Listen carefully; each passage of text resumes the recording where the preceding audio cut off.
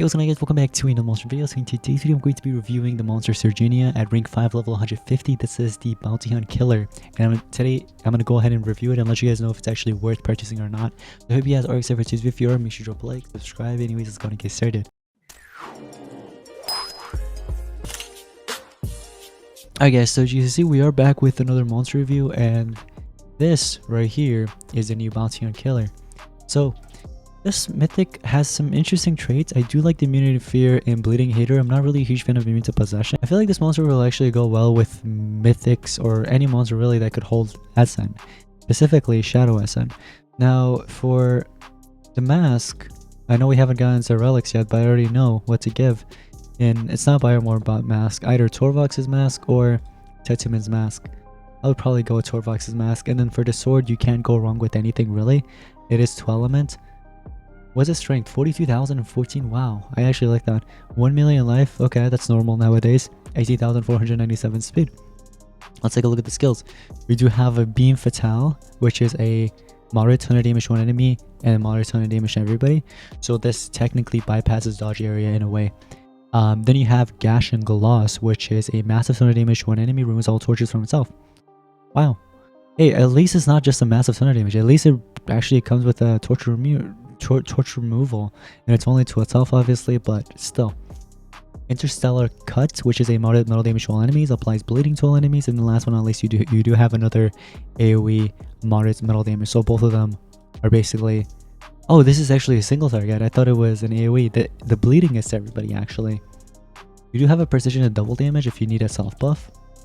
True vision. No, actually, I like this one more than this, honestly. If you were to run one, I would highly recommend running this one over this.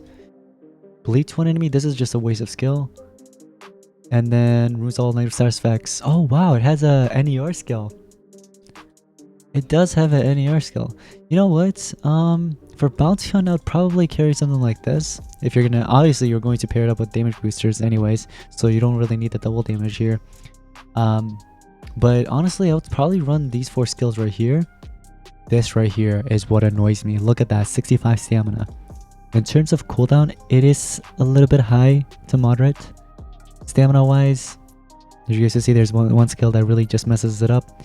In terms of runes, I would highly recommend going with something like this, or you could do 2 speed and 1 strength. That also works out. Now obviously you can go ahead and pair it up with any damage booster you want, but here we have the Trade Disabler slash damage booster here, Cannon 11.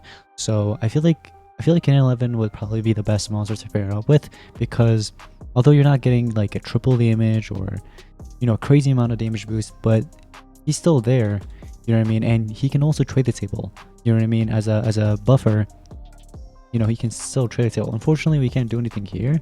I should have actually seen that. I didn't notice it, that they all had evasion because of that monster.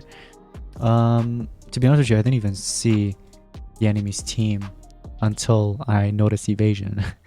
You know what I mean? So unfortunately I got hit with death countdown, but I can always NER that, so it's completely fine because I haven't actually used my NER skill yet. So here we go. I'm glad I actually saved it. So finally we can attack. Look at the damage there. Oh yeah, look, I was actually expecting this, because this, if this is dealing that much damage, then the metal definitely kills it. Metal against light monsters, it just destroys. Look at that damage. It hits heavy. I won't lie, it actually hits heavy. So those light monsters, they're gonna feel the wrath. They're gonna feel her wrath. So any light monsters really, not just the one we just eliminated, which was Elvira, but even an Spader like this, you know what I mean, or Ural. We'll do vulnerability, and I know my monster is dead because of. Oh wait, I'm not dead. That countdown's 2 turns later. Okay, so unfortunately we can't deal too much damage because of the bleeding there. I hope I don't miss because of the minor blind, so give it a try. It's 97% accurate, or 95%. Okay, I'm glad it actually landed. I could eliminate, or I can just NER. Actually, let's NER and double damage, because that way we can use an AoE skill. Oh, there's no. Oh yeah, there's an AoE skill right here. So this is a single target. It deals damage, and it deals damage to everybody. 2.46 million damage for an AoE damage? What? Wait, did that monster have bleeding or something? That was way too much damage. As an AoE? I was not expecting that much, really. Oh, by the way, huge thanks to Bunky for letting me borrow her account to review this monster for you guys.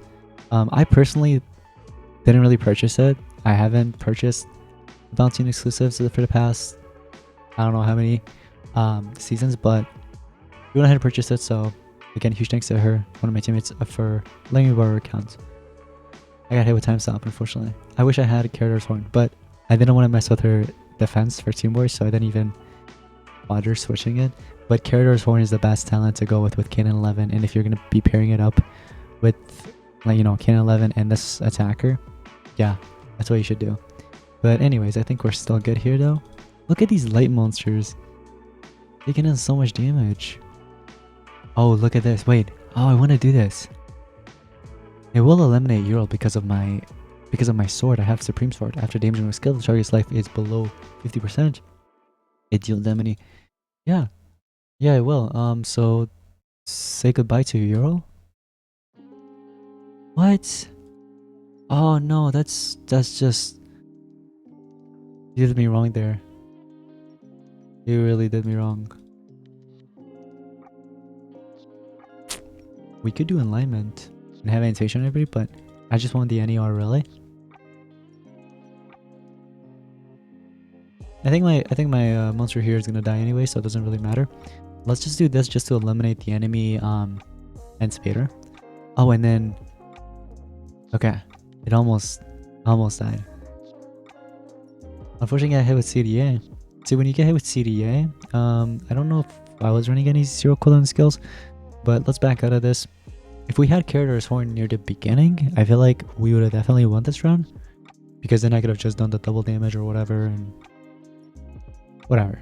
But I feel like it would have been better if I had Carrier's Horn there. Okay, I'm gonna do double damage. I really want to do double damage instead of PR and Trade Table. Let's see how much damage we can deal against Sketcold. It's a 150 with 1 life. So let's see. Oh yeah, this is literally a Sketcold killer. Literally, look at that damage. Almost 3 million basically. It's literally a killer for that monster specifically. So in Team Wars, I feel like this Mythic will be pretty powerful. Pairing it up with any damage boosters, really. I think that this Mythic will probably be used the most in Team Wars. Not PvP so much, but Team Wars. Alright, we do have an AoE. Let's do this one instead. That way we deal damage to the other one too. Alright, I hope you're not carrying the revival talent there. Are you? Oh, it's ours. Is it our mask? Was it? What are you running? You're running Carrier's Horn.